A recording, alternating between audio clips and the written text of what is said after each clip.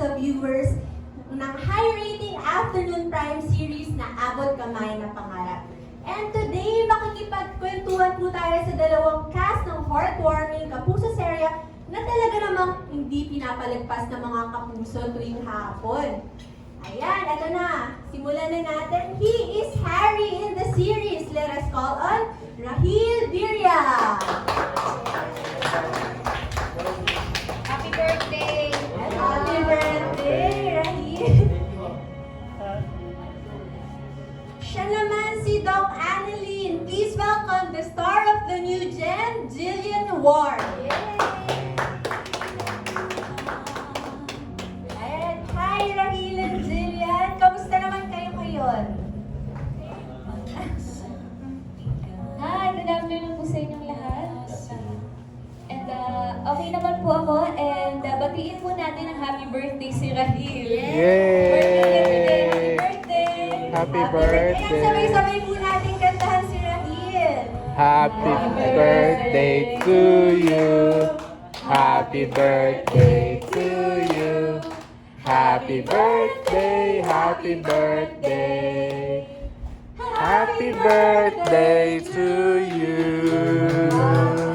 Happy birthday, Rahil! Sorry. Grabe naman, birthday na birthday mo, nandito ka ngayon. Ayan, pwede na kayo umupo. Ayan, so mga kapuso, huwag na natin patagalin.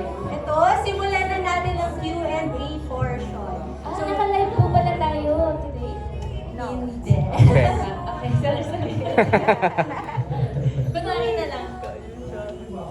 Alright, simulan na natin ang Q&A. Una nating tawagin si Miss Palrain ng palrain.com. Good morning and good afternoon. And welcome to Davao. Happy araw ng Davao sa inyong dalawa. And my question is for Jillian. Nakikita ko pa rin yung si To This Beat sa'yo. Si Jillian Dugay nagpapandestar. Here sa series mo na Abot Kamay, ang napangarap, bali matagal na siya, di ba? 2022 pa siya nag-start. So, bali nagiging long series na siya sa 21st century. Ano yung how it's working with Miss Carmina Villaruel? And ano yung ano pa mangyayari sa series na to? Na dalawa na kasi yung series ay mo ngayon, di ba, may pang weekend ka, tsaka may pang afternoon ka. Yung sa weekend, you played the Captain Eden. Yes, actually yun po, it was a guesting for the event ng lola ko. No. So, 1 month po yun in-air, pero ngayon tapos na po siya. Pero, ang Abot Kamay din po kasi, hanggang Saturdays po siya. So, kumbaga parang weekends pa rin. Okay. Lumalabas po ako sa TV. Pero sa sa career mo, anong gusto mo? Kasi yung may nabasa kasi ako na gusto mo yung mag-play ng superhero. Ako, well, gusto ko pong magawa lahat ng genres sa acting career ko. Pero syempre, since baby po kasi ako, ang ginagawa ko na po talaga is drama, heavy drama. So, gusto ko pa po talaga na makapag-try pa po ng iba pa pong mga genres, like action, or mga thriller, ganyan, or yung mga psychological dramas. Ganun po yung gusto ko naman i-try. Para iba naman po, lalo na po ngayon na mature na. I mean, hindi na po ako si Trubis, although hindi ako ganun tumangkad. Pero syempre, bilang 19 na rin po ako, tapos in the next few years, syempre mas challenging na po yung mga roles. So gusto ko matry lahat.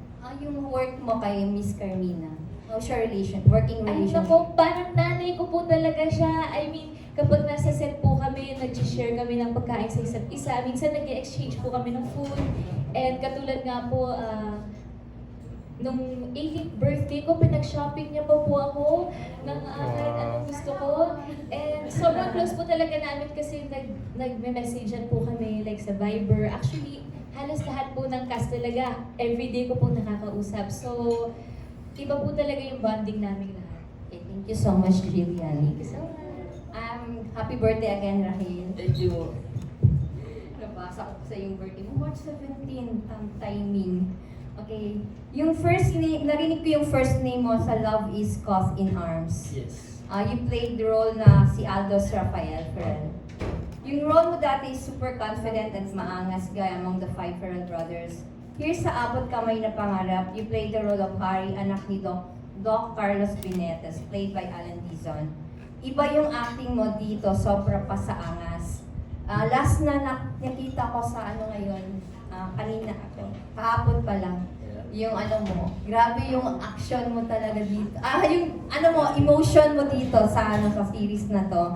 So, ano pang makikita pa na sa future ni Rahil? Coming ano mo po? Event. Makikita niyo po, since kahapon, nakita niyo po yung galit ni Harry. Sa mga susunod pa po na episodes, na sana abangan niyo is siguro may mas galit pa. Siguro mas may intense na eksena, tsaka pwede makakita kayo na umiiyak si Harry kasi na hindi ko na isi-spoil. Kaya panoorin niyo na lang po. Thank you So po for much, watching. Rahil. Thank you. Well, siguro po kasi ang more than yung pagiging doktor, ang pangarap po kasi talaga ni Annalyn is makumpleto po yung pamilya niya. Eh kaso nga po si Ma'am Moira, lagi na lang po may eksena, tapos may Doc Carlos po, eh nakaka-stress. So, abangan na lang po natin yan kung ano po ba mangyayari sa ending. Kasi po, kung napapanood niyo rin sa mga latest episodes, si Nanay Lynette, umaamin po siya na gusto niya pa rin si Doc RJ. So, ito na po yung happy ending ni Annalyn na po yung pamilya niya. So, abangan niyo po yan. Okay, thank you. Kailan ba ito matatapos? Actually po, actually po, hindi din po namin alam eh, kasi kada may bago pong script, nagugulat pa rin po kami sa nangyayari po sa kwento. So, Ilan bigla. well, ayun nga po, sana hindi pa po matapos din kasi alam ko po maraming nai-inspire. Pero alam niyo po, kahit ako nasi-stress na rin po ako dyan kanila Ma'am Moira. So, ayun. Kailangan makaganti pa po si Annalyn at si Nanay Lynette. Yun po yung abangan nila. Alam niyo, ganun din yung salita mo no, sa show, di ba? At saka sa personal. Ganun ba din yung character at attitude ni Miss Jillian? Sa personal. Ewan ko po. I mean, kapag nasa stage po kasi ako medyo, ayun po, medyo may confidence po. Parang meron po akong alter ego, gano'n. Pero kapag sa personal, medyo may unting side pa rin po ako na mahihain po ako. I mean, hindi po ako... I mean, makulit pa rin po ako, pero medyo it takes time for me po para maging madaldal. Katulad po nung anong baby po ako. Ganun. Ewan po. Thank you. Bisaya pala si Rahel. Oo. Oo, taga-Padada, tama? Opo. Padada, oo. Okay. So, may mga taga-Padada pala na na artista. Opo. So yun lang, congratulations. Ano ba ang pwedeng abangan ng mga tao sa Brisa mamaya, sa Kapuso mong show natin? Naku, marami po. Siyempre, magpe-perform po kami dyan. At Sabihin sa mga viewers na salamat po sa pagpapanood and sana patuloy po yung support nyo. And sana kahit naiinis na po kayo, for sure, susukli po yan ng kasiyahan sa dulo. And kaya abangan nyo po bawat episode. For sure may maitutulog po kayong malalaki at magpabubuti magagandang lesson sa dulo. Ayun lang po, salamat. ayun. Ako naman po, syempre, gusto ko po magpasalamat sa kanila kasi magdadalawang taon na po kami pero hindi pa rin po sila bumibitaw. Maraming salamat po dahil dinadamayan niyo po si Annalyn at si Nanay Lynette sa kanilang mga problema, sa mga kanilang abot kamay ng problema. And, well, ayun po, sobrang grateful po ako. Thank you, Lord, po sa inyong lahat. And sana na-inspire po kayo. So, ayun lang po, maraming salamat po sa suporta. Sana wag din po kayo magsawa dahil sana damayan niyo pa po si Annalyn at si Nanay Lynette hanggat maabot po talaga nila yung mga pangarap nila. Yan, maraming salamat po. And God bless you all. The series is also headlined by Miss Carmina Villarroel and Mr. Richard Yap. At ngayon, Jillian and Rahil, at ito yung opportunity ninyo muli para imbitahan sila sa Kapuso Mall Show.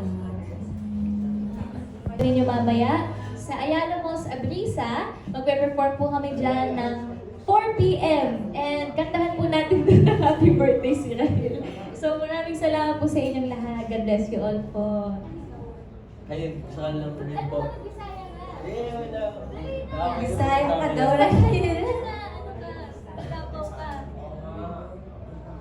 Gusto ko lang po pasama sa inyong tanan sa pag-ibig sa amin dito. Hindi na lang muna ako Bisaya kasi ano po, asayin ako ni Jillian mamaya. Siguro, gusto ko lang po talaga sabihin na thank you for inviting me. At sana hindi ito yung last namin. Sana makapag-perform pa po kami dito. And iniimbitahan ko po kayo lahat na mapanood yung performance namin dito sa Ayala Malls of Riza. And for sure, mapapasaya po namin kayo lahat. Yun lang po, maraming salamat. Sa pagkain din. Thank you so much. Thank you so much po. Thank you so much. Napawenyos. Ayun. Maraming salamat po Thank you, sa Ray.